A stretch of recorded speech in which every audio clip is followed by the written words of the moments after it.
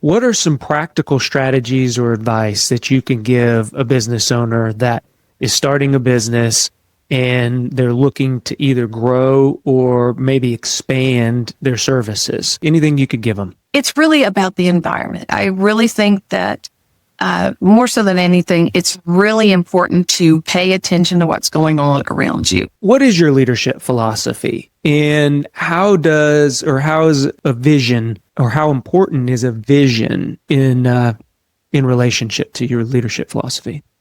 Well, what's important to my leadership is that I have Cheryl. Cheryl is my bucket popper. I have a tendency to be in the clouds a little bit sometimes with my ideas, and she is my logistics, logic, bring me back to earth person. Welcome everybody to the Leaders Leading Leaders podcast. I am your host, John Espinosa. I have a special guest today, and I'm super excited to get to know more about her, and for you as the listeners to also learn just about the networking ability that we have as small business owners. So joining me today is Kim Brown. She is president and CEO of the Moore Chamber of Commerce, and Kim has been really around the chamber world, civic community since around 2006. And what I found, Kim, or what I was able to research, is you have roots not only in economic development, but nonprofit management and overall community leadership. I know you're a part of a couple community programs, leadership programs, so I'm excited to talk about those. And then, again, you've served on several advisory boards across the region. And so what I love about Kim's story is she really connects the dots between the local business growth and workforce development. And today we're going to talk all about what you're seeing in the local business community, kind of what you see trends-wise, nationally, and then how the chamber is specifically helping organizations to really engage with the community, hire, retain talent, network across all of the community businesses. So again, welcome, Kim, to the Leaders Leading Leaders podcast. Hey, John, it's great to be here. I'm excited to get to know you as well. Good. Well, again, I want to tie back into your activity in not just the chamber environment, because I know you've been a part of a couple of different chambers, but also in the civic world. So, tell us a little bit about your journey, what that's taught you, and some specific challenges that you've come across in your tenure. My civic engagement really began once I got involved in the chamber, and I started realizing the importance of being involved in all aspects of the community, from the schools to the city, and the businesses. And so just immersing myself as much as possible within those so that I can be a true chamber representative and being the resource to our businesses. That is key.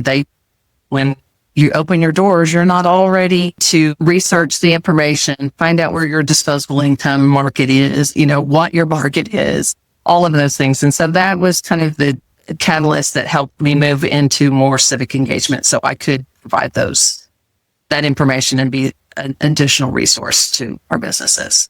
Awesome. Now, talk to us a little bit about, because I know you've come from a small community chamber and now you're in a much larger city chamber. What was that journey like? Well, it is two different worlds. However, it may be a big city, but our hearts are small, as in we're a small town. We still wave at each other. We know who our neighbors are. It's a great place to live, work, and play. And that's kind of just that generic phrase, but it's true here and more. People are passionate about this community, and it shows in everything that we do. Yeah, I would agree. So, what I've shared with you, I was raised in Moore. I wasn't born in Moore, but I moved there when I was very, very young. I graduated from Moore. My parents still live in Moore, and I would agree with that sentiment. When business owners are looking for a city, when they're looking for a place to really start their livelihood, especially as an entrepreneur, tell me a little bit about how the chamber connects, and then some services that you can offer for a business owner looking to get started? Well, a lot of times we just really want to get down into the weeds a little bit with the businesses. More so than anything, we want you to be successful in what you do. And the only way to do that is to make sure that you've gotten all your ducks in a row, that you put your best foot forward, and that you're prepared for all the weird things that may happen. Moore is a little famous on a national level with regards to our weather. And even the chamber suffered a loss and was not prepared for it. And so now I'm real key in letting people know, hey, do you have insurance on your sign? You didn't think you need it, but you got to have insurance on your sign. And when you're spending sometimes upwards of 15,000 plus on the sign, you really don't want to have your business be destroyed and then have all those added things onto it. So it's all about being prepared. It's knowing where you need to go to get what you need, whether unfortunately grants are, everybody goes into business. Oh, I'm going to go get a business grant. Well, those aren't readily available anymore. And so it's a lot about education. It's a lot about, again, getting into the weeds with them and being that sidekick and walking them through as many processes as possible. We've done it with brand new businesses and we've done it with existing businesses. It is about being that connector, being the hub, providing the resources necessary to help them put their best foot forward. I love the fact that you see the chamber as a resource, because I know a lot of business owners. I was there when I started my business. Very early on, actually in Moore, my wife ran a home daycare, and one of the first places she went was the chamber, not just for the networking opportunities, but hey, what do I need to know to get this up and going? And from insurance to any questions around, okay, where can I go take the kiddos to the parks and those types of things. So the activities, right, that go along with all of those. And one thing, from your vantage point, can you talk a little bit about, I know Moore still is small at heart, but it is a growing community. How do you see like an organization that is in Moore that is looking to expand itself? What does that look like? What services does the chamber provide, from professional development to hiring and retention, maybe training to HR functions, that sort of thing? What are you guys doing there at the chamber to help those folks out? It really does kind of kick back again to the resource. We may not provide all the professional development resources available to them, but we do know the people who do. And so, again, it's connecting the dots. It's being, again, that resource. It's going to be redundant because I'm going to say it 1,000 times over, but it is. It's, how to fill out a permit. Who do I need to talk to? My inspector hasn't gotten here. Who can I? Well, call the chamber and let us help you get that person to the door. One thing that we have prided ourselves on here in Moore is it is not difficult to do business. We do not want you to have to go through the rigmarole that some communities put in place to open your doors. That just puts it kind of a little bit of a bad taste in your mouth, makes you a little frustrated because you're trying to deal with your suppliers, you're trying to deal with your contractors. You don't need to deal with headaches from the city. And so that's where, as the city and the chamber, we work together and make sure that we're putting our best foot forward for you as well as a new business and making more attractive to you. Of course, we're pretty lucky. All you got to do is drive into Moore, and you're going to be lucky. You too will reap the same benefits that we do here at Moore as setting up your business here. Yeah.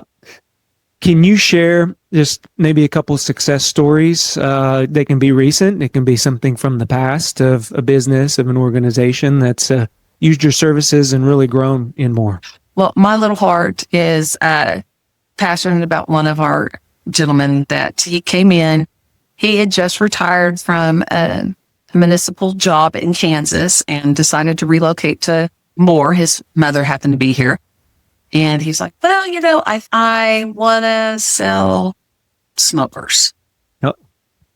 And Oh, I had to look. I was like, oh, that's a pretty specialized business. That's very much about disposable income. That's not just something people run out and buy.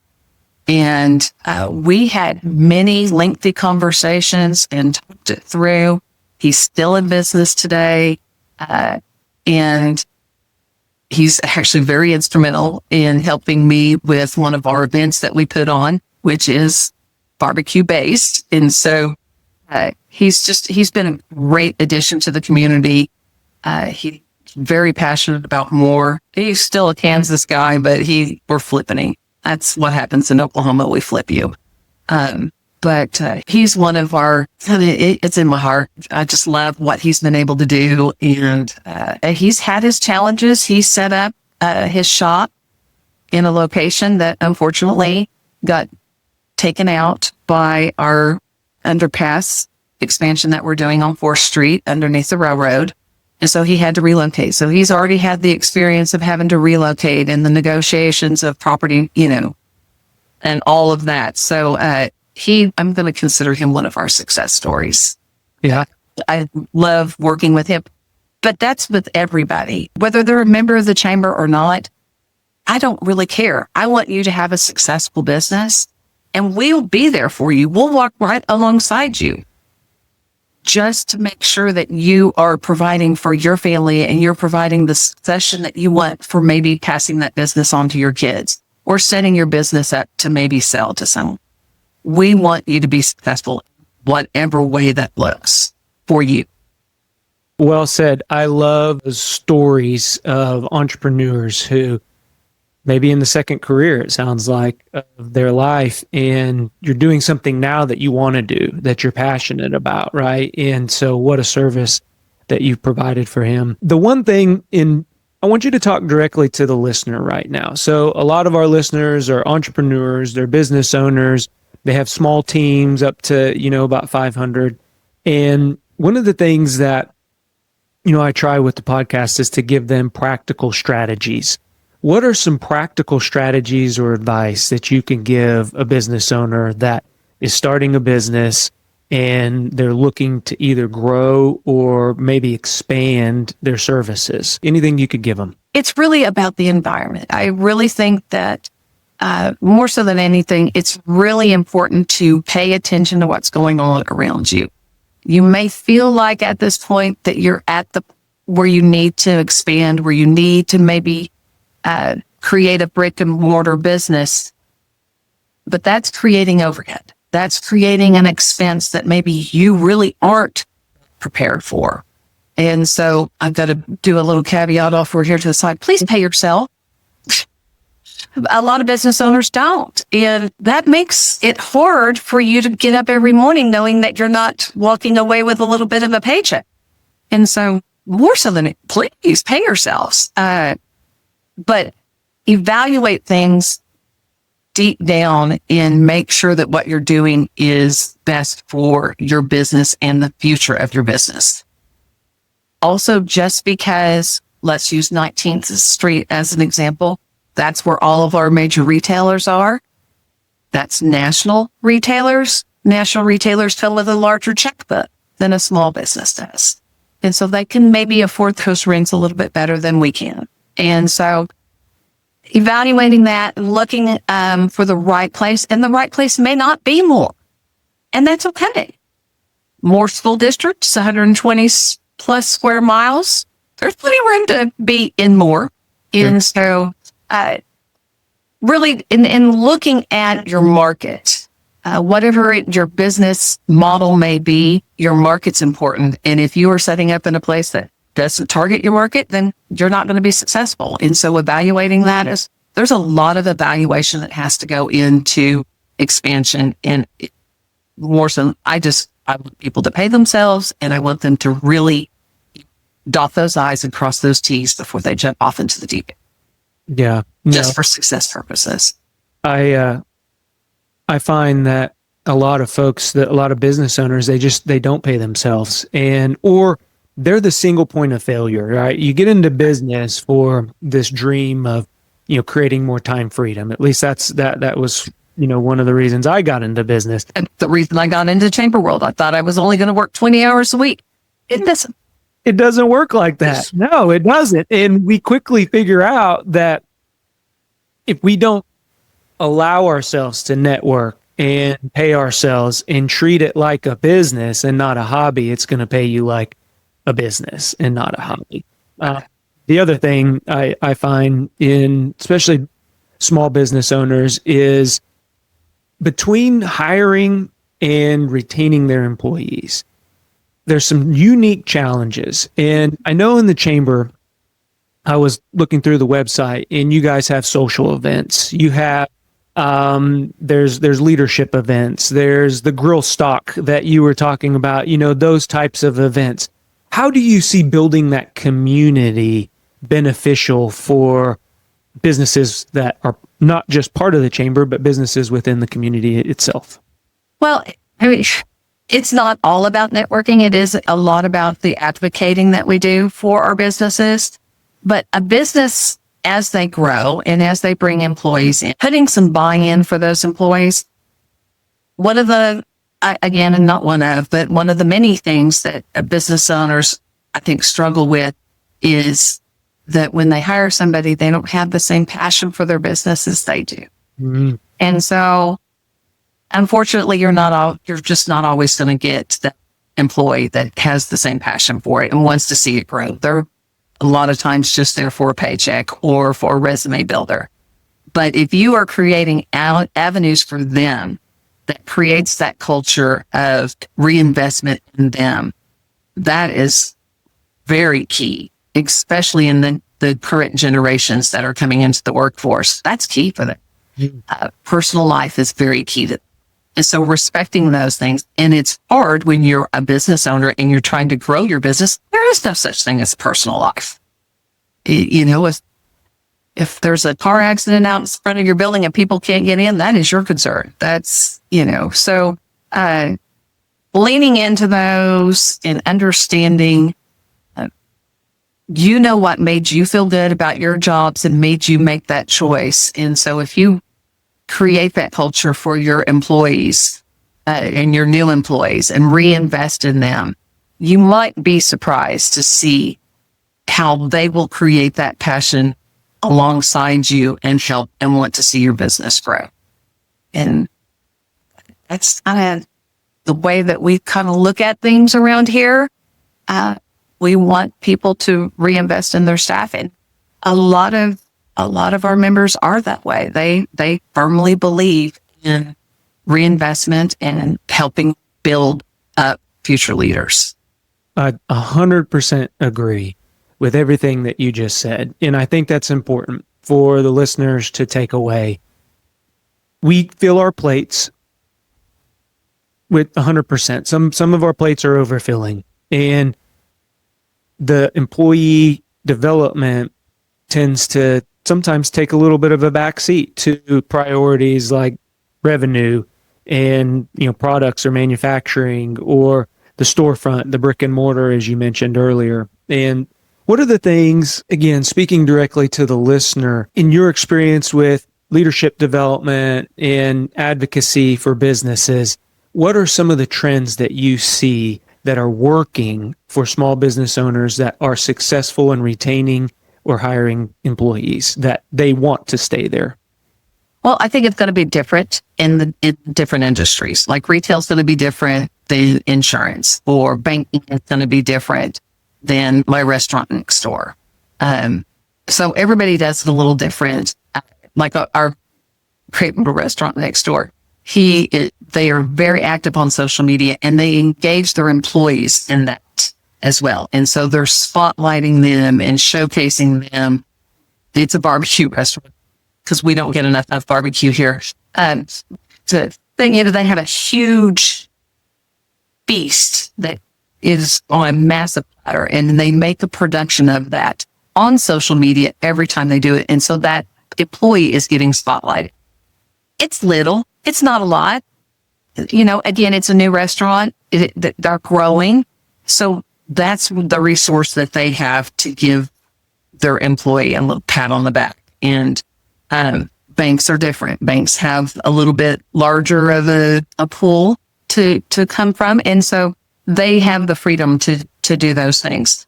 But you can tell by the businesses that reinvest in their employees, by those employees that are actively involved in their community, sitting on boards that are making differences, taking an active role in their kids' education or their kids' extracurricular activities, seeing something that needs to get fixed and taking that on as a passion project.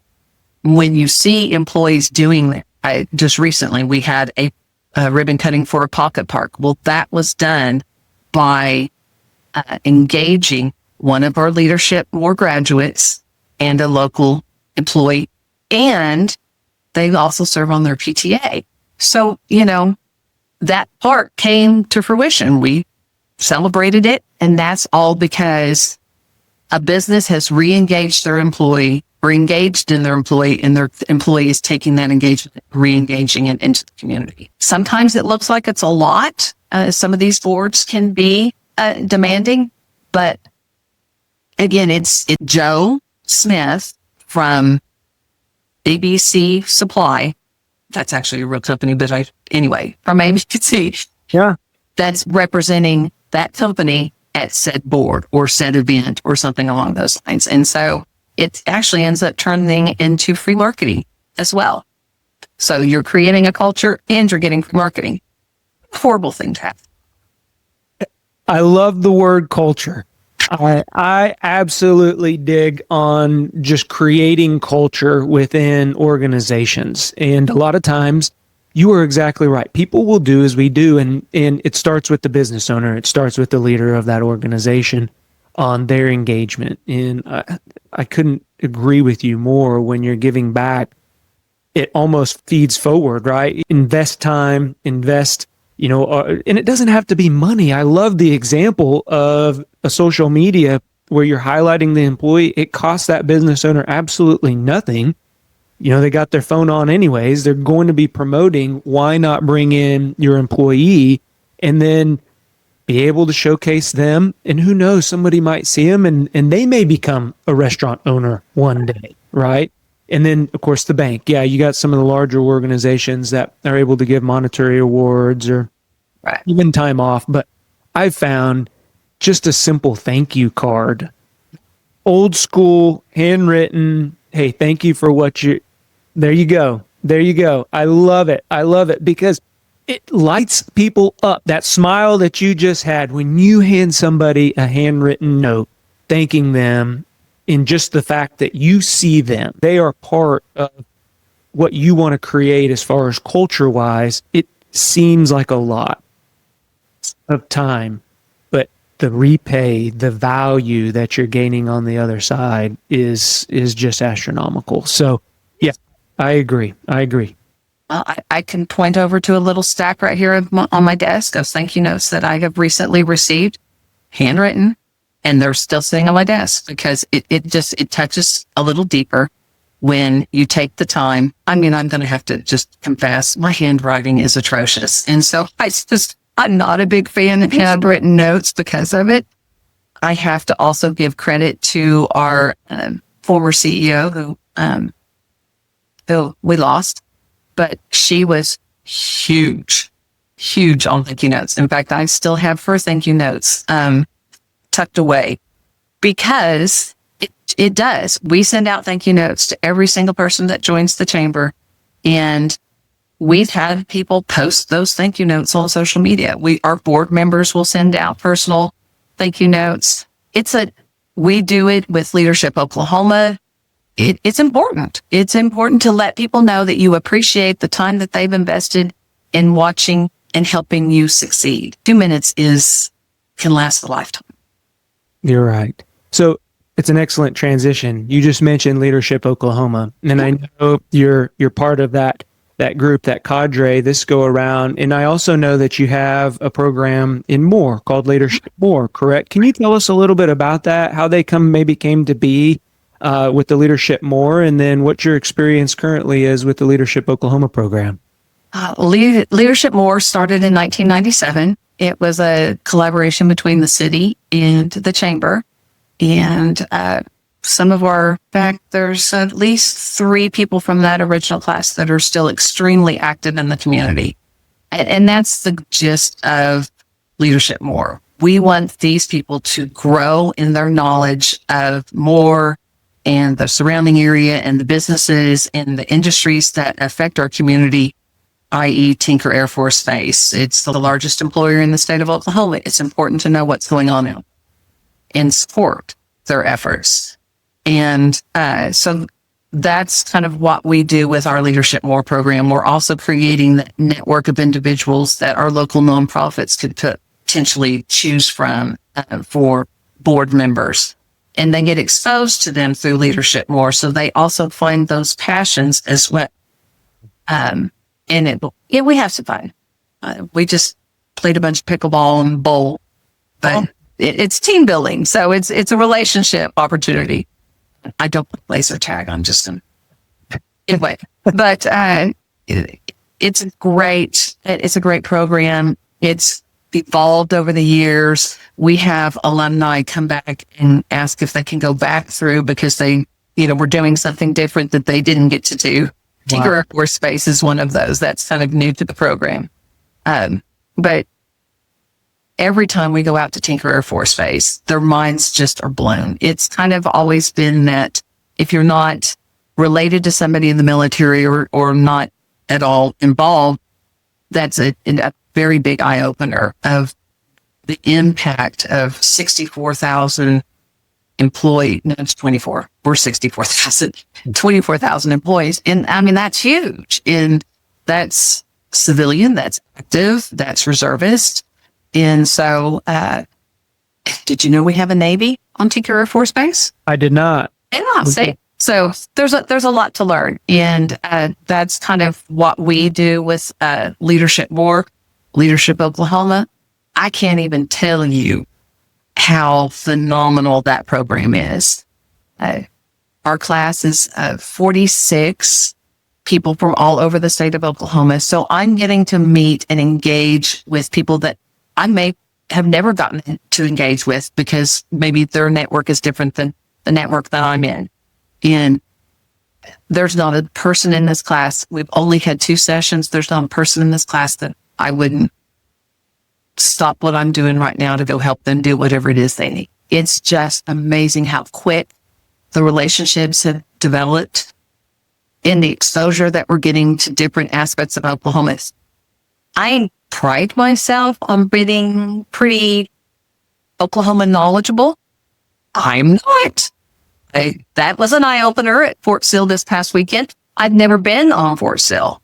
I'm going back because there were things that I didn't get to see. And that is a beautiful campus. And it's amazing the things that they're doing out there and the history that's still there. They have Sherman's house, and it has a mark on the outside of it where the Kiowa Indians shot an arrow at him.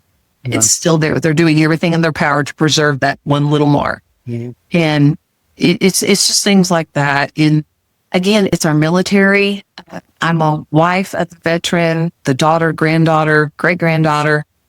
Military is important in the freedoms, giving us the ability to just talk on this podcast as openly as we can. And so in More, we take a lot of pride in our military and a lot of pride in our public safety.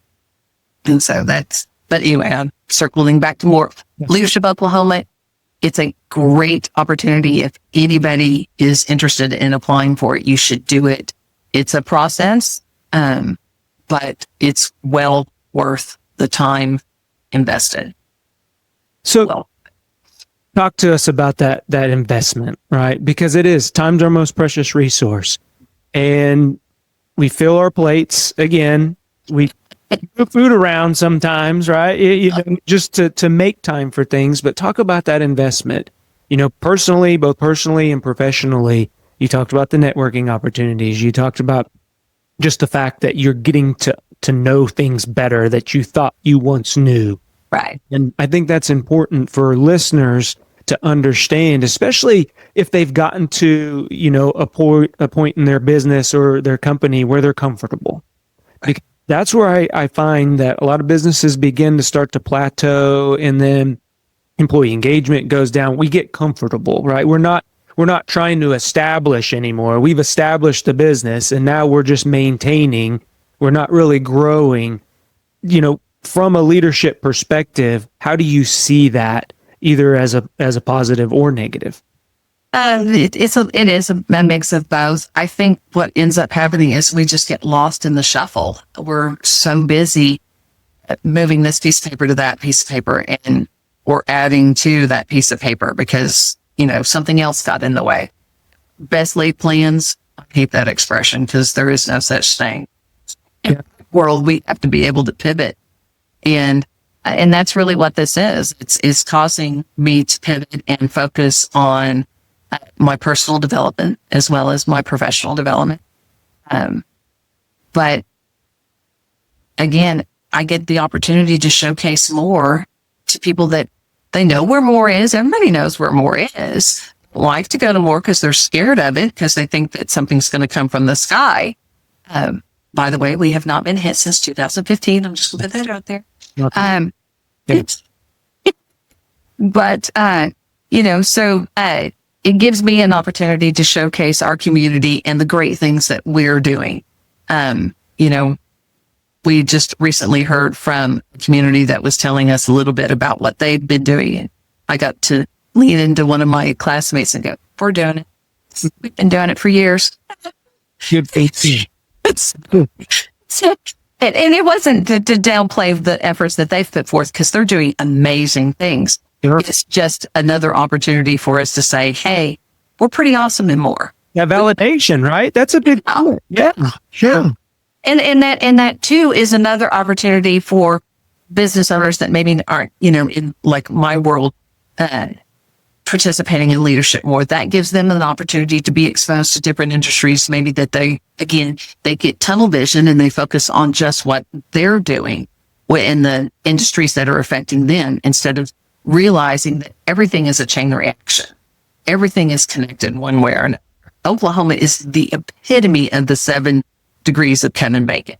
Everybody's connected in one way or another here. And that just gives us that opportunity to see it with clearer vision and pick those up as potential opportunities for us to either expand our business, expand our professional development and or our personal development, because they all kind of intertwine with each other. In generations are different. Some of them, the personal development at a higher level than the career development, but we all still maintain those 3 components in how we develop ourselves as individuals. And again, I love everything about it. The people that have been through the program, it's been going on for many years. I got to meet somebody from class 3. Wow. I'm class 38. Wow. So, that's exciting. And the fact that they're still engaged and want to see this program continue to grow. That's a testament to what they're doing. And the same thing with our Leadership More program. We still have our few graduates from the original class that still come, still participate and engage in our current class and our alumni. And that's important. It's just, sometimes we're a little too feel good in the heart, but it does feel good enough. And I think that needs to be fed a little bit more lately. You're right.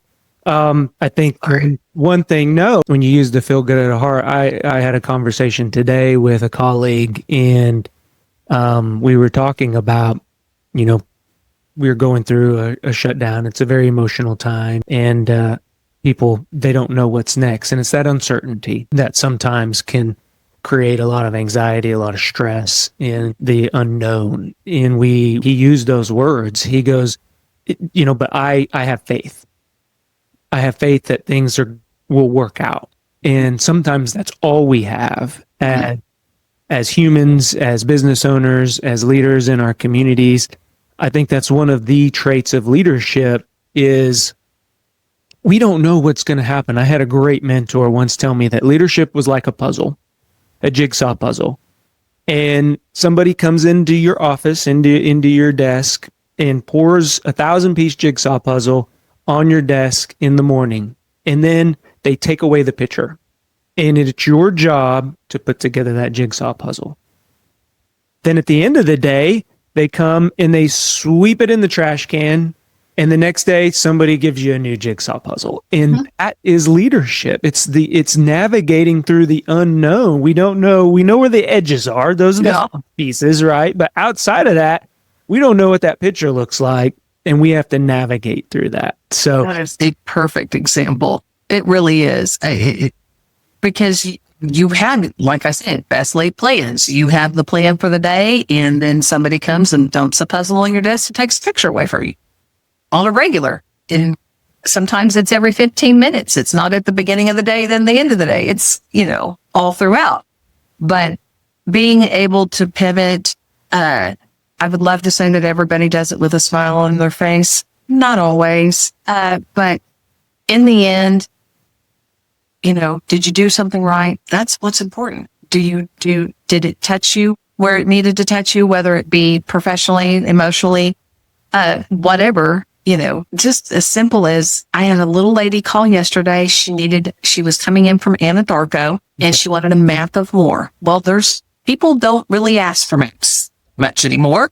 And we do have them, but, I said, well, what's bringing you to town? She's like, it's a doctor's appointment. And I said, well, who's your doctor? So I can, maybe find us something for you to eat in close proximity to your doctor. She's telling me all this. And so in her little mailer that I sent her gift certificates to a little restaurant that's right there by where she's coming, and directions to the doctor's that's just in case, and the map. And just a little Post-it note that says, welcome to more. And it's just and that made me happy. Yeah. I don't know if it's going to make her happy or not, but it made me happy just to feel like I could do that. And grasping on to those little things right now is really important. I drive a Jeep. We wave at each other. When somebody waves at me, it just makes me happy. Not everybody's paying attention and looking around, looking for somebody to wave at them, but that little wave just makes that commute just a little bit nicer. Yeah. And we need more of that, and we need people to find time for that. And unfortunately, they're not finding the time for it. So anyway, emotional. Go visit one of the local state parks. They're fantastic. I've been to all but 5. Yeah, I love that fact that you take the time to be really pour into people. And one of the things, and it speaks characters or speaks volumes to your character as a leader, could you share what is your leadership philosophy, and how is a vision, or how important is a vision in relationship to your leadership philosophy? Well, what's important to my leadership is that I have Sharon. Cheryl is my bucket popper. I have a tendency to be in the clouds a little bit sometimes with my ideas, and she is my logistics, logic, bring me back to earth person. We are a team here. Nothing gets done without the other. I will take the trash out just like somebody else will take the trash out. Nobody is above anyone. There is a hierarchy, but we can't do things without each other. And I hope that I have created that buy-in with them as well. I've definitely reinvested in them tenfold, because the value's there. You see it. And so there's no justification not to reinvest in them, because they are so valuable. They're amazing human beings. And I'm lucky that I get to walk in the door to 2 people who are smiling every single, and it's not me that's creating that. It's them. They are those people. And so then I'm smiling, and then we're telling stories in, our 5-minute meetings. That's a running joke around here, because they're not 5 minutes. I love the girls that I work with. And, I think it shows in our membership that we have a good team here. And we do care about their businesses, and we care about this community, and we want nothing but the best for everyone. And I hope that's visible. Yeah. No. I can hear it. I can hear it in your voice, and I can see it in your face, and it's genuine. It's not authentic. It's being your authentic self. Yeah. And one thing that let's look into the future. 3 to 5 years down the road, what do you see the chamber's role in community development, civic development, personal, and professional development? Like, where do you see us in 3 to 5 years? I definitely see us growing. My biggest audacious goal would be complete immersion in our schools. Those are our future workforce. Those are also our future consumers. They are also the children of our current consumers. And so it's important that it also helps that we're the fourth largest school district in the state. So I have plenty to choose from. Sure. Yeah. But our superintendent and the culture he has created as well is massive reinvestment in those kids. He wants to remove every single obstacle he can come across that would prevent a child from finishing their education or struggling through their education. And that's creating leaders. Mm.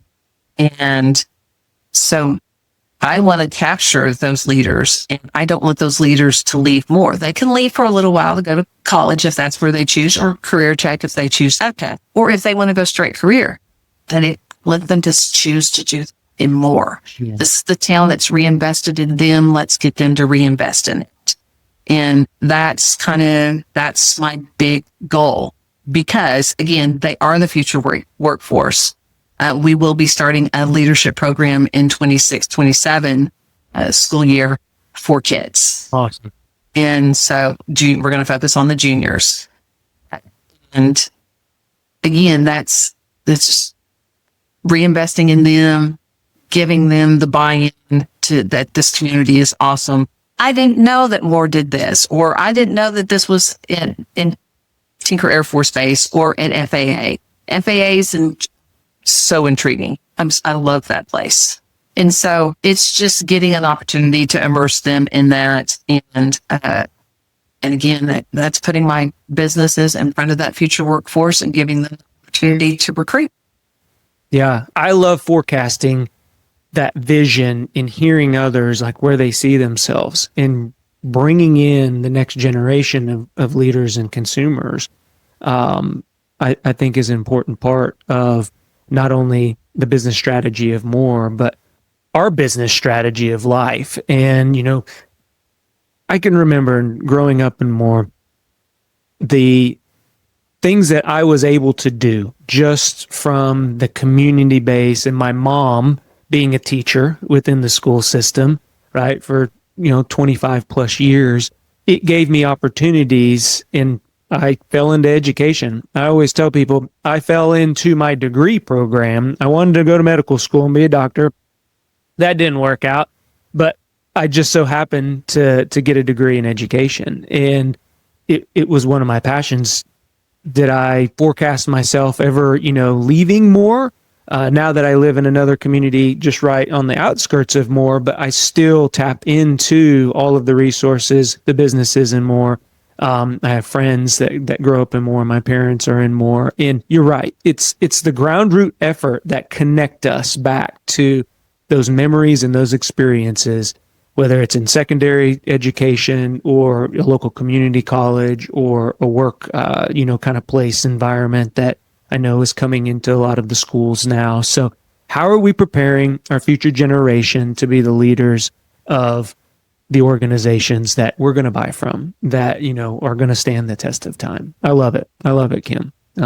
That's just, it's inspiring what you're doing. Well, and another kind of caveat to that is that the kids know the doctors. Like you wanted to be a doctor when you grew up. You got your education, so you know about teachings. people know about those jobs. Yeah. I have a friend that's a professional golf caddy.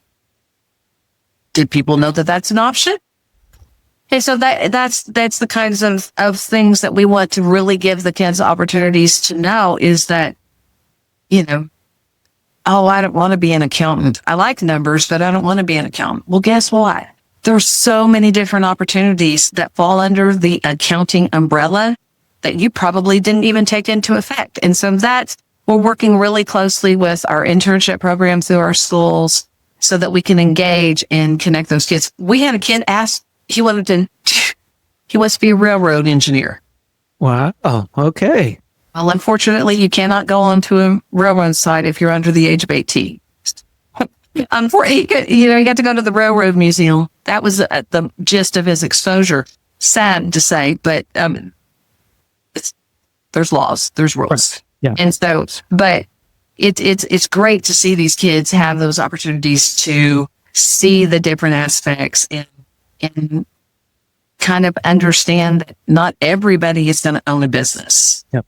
Not everybody's going to be a business owner. Not everybody's going to be an NFL football star. And so let's learn about the different opportunities that could be made available to you. We have Simple Modern here and more. The culture that they have there, they have to lock their doors because the kids are like banging on the door. We want to work here. It's a great place to work. And so that's what we want to expose the kids to. We want them to know the fact that it's in more makes it just an even better selling point.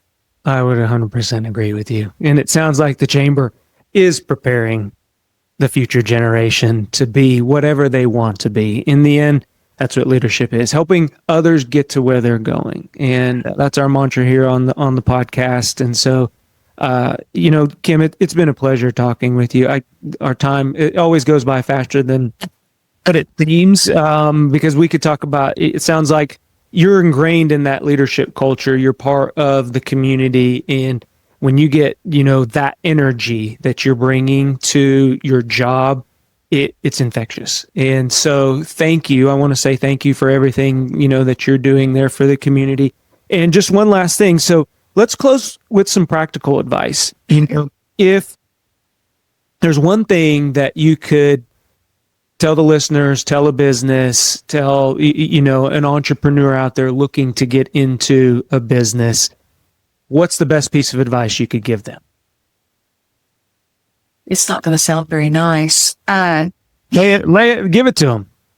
Just because you make a good salsa doesn't mean that you should open a Mexican food restaurant.